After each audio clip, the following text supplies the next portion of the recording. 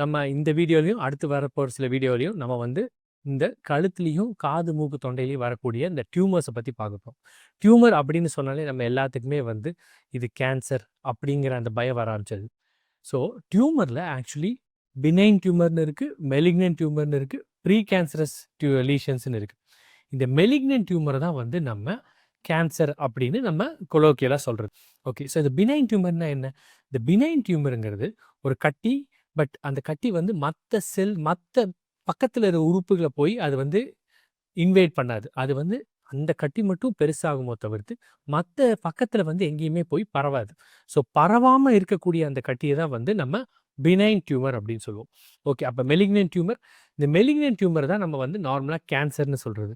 இந்த கேன்சர் அப்படிங்கிறது, இந்த மெலிக்னன்ட் டியூமரோட ப்ராப்ளம் என்னென்னா, அது வந்து அந்த கட்டி வந்து ஒரு இடத்துல மட்டும் இல்லை, அது பக்கத்தில் இருக்கிற டிஷ்யூஸ்க்கோ இல்லை உடம்புல வேற எங்கேயோ பகுதிகளுக்கும் பரவறதுக்கு சான்சஸ் இருக்குது.